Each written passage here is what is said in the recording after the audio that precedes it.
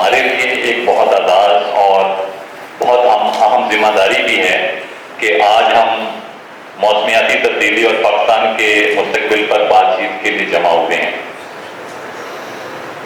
اب موسمیاتی تبدیلی اب کوئی دور کی فکری یا نظریاتی بحث نہیں رہی، یہ ایک تلخ حقیقت ہے جو ہمارے ملک کو، ہمارے معاشرے کو اور ہماری معیشت کو نئی شکل دے رہی ہے۔ پاکستان موسمیاتی تبدیلیوں کے لیے سب سے زیادہ جو خطرے میں مالک ہے ان میں سے ایک ہے، جس میں موسم کے غیر متوقع پیٹرنز یا نمونے، یہ جو سیلاب کی تباہ کاریاں ہیں، ہمارے ہاں جو ڈراٹ ہے اور ہمارے ہاں جو ٹمپریچر بڑھ رہا ہے، پانی کی کمی اور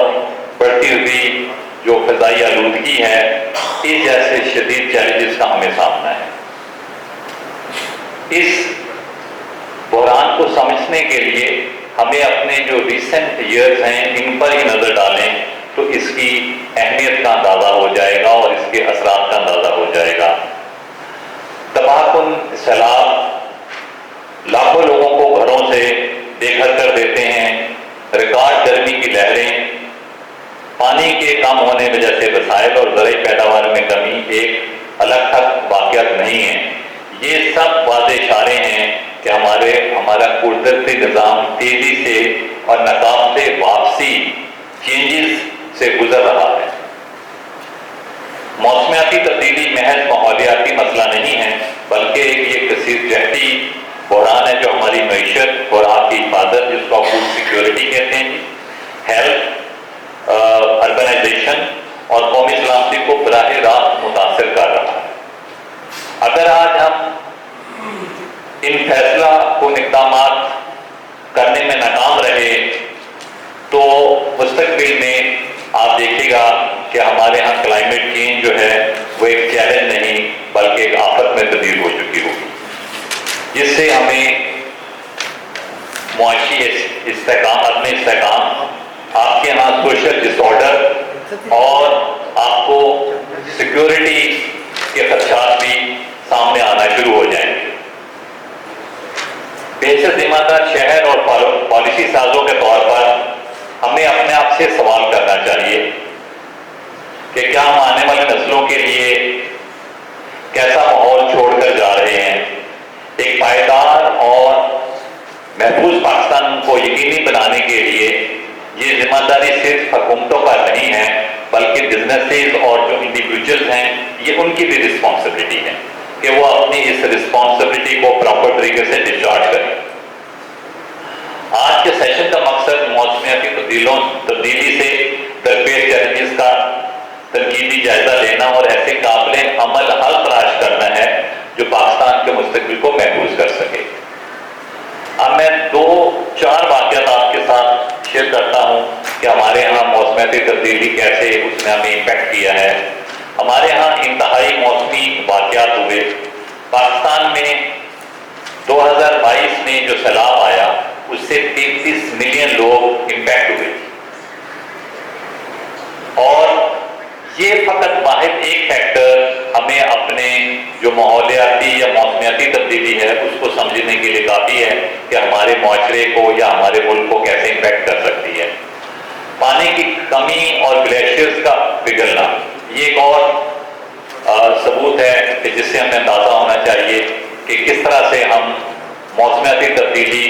کے رخ کو اگر ہم نے نہ موڑا تو کس طرح سے ہماری زندگی پر اس کا امپیکٹ ہوگا۔ ہمارے دریائی نظام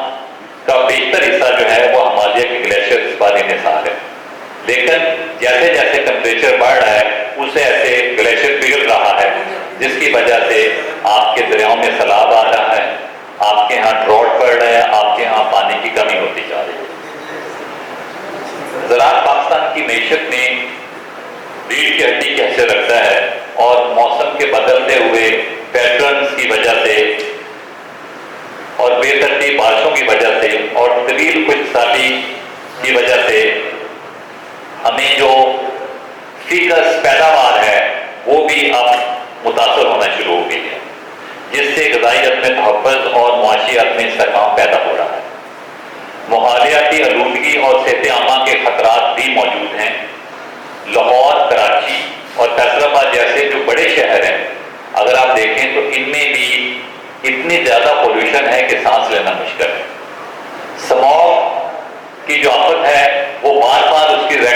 ہوتی ہے ہر سال، اور ہم میں کوئی آدمی اس کو ایڈریس کرنے کے لیے تیار نہیں ہے، جس سے سانس کی بیماریاں، قلبی بیماریاں اور مجموعی معیار زندگی میں کمی واقع ہوئی ہے۔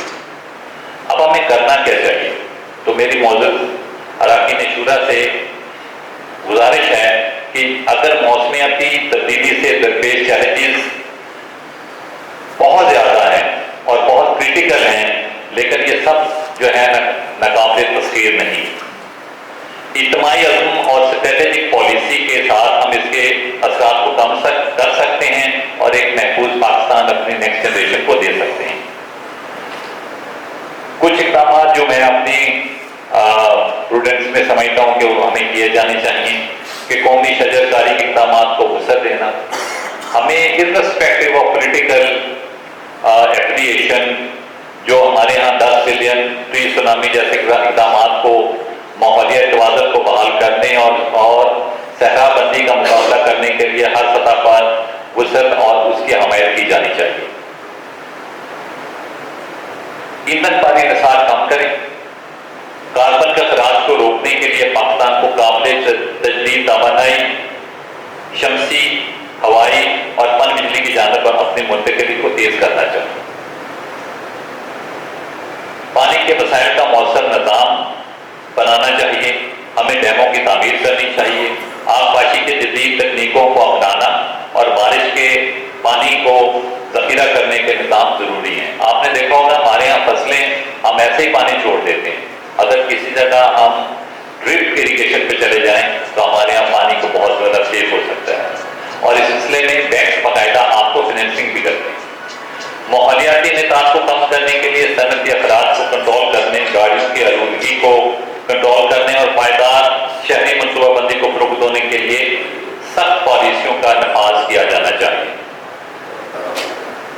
جو سب سے امپورٹنٹ بات یہ ہے کہ اس سلسلے میں جو ماحولیاتی چینجز ہو رہی ہیں، ہمیں اس کے بارے میں ایک اویئرنیس کمپین چلانی چاہیے، ہمارے آؤٹ ریچ پروگرام ہونے چاہیے، لوگوں کو ان کی اثرات کے بارے میں بتایا جائے کہ کس طرح سے اگر یہ اس کو کنٹرول نہیں کیا جائے گا تو کس طرح سے یہ آپ کی لائف پر اپنے اثرات چھوڑے گی۔ اب ضروری یہ ہے کہ ہم اپنی ذہنیت کو قلیل مدتی حل سے نکال کر طویل مدتی پائیداری کی طرف موڑ دیں۔ ہمیں کسی کی طرف سے ہمیں یہ یاد دلانے کے لیے کہ یہ آفات آ رہی ہیں، ہمیں اس کا انتظار نہیں کرنا چاہیے، اس کے بجائے ہمیں ایسے پالیسیوں اور طریقوں کے لیے فعال طور پر کام کرنا چاہیے جو اس طرح کے بحرانوں کو بڑھنے سے روکے۔ سوال اب یہ نہیں ہے کہ ہمیں عمل کرنا چاہیے، لیکن سوال یہ ہے کہ ہم کتنی جلدی اور مؤثر طریقے سے کر سکتے ہیں۔ بات چیت کا وقت اب ختم ہو چکا ہے، اب کارروائی کا وقت ہے۔ آئیے ہم اپنے آپ کو فعال اور پائیدار حل کے لیے عہد کریں کہ جو پاکستان کے ماحول،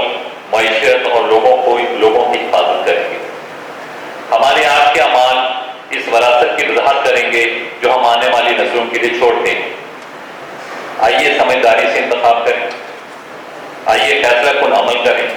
آئیے ایک بہتر، سرسبز اور زیادہ پائیدار پاکستان کو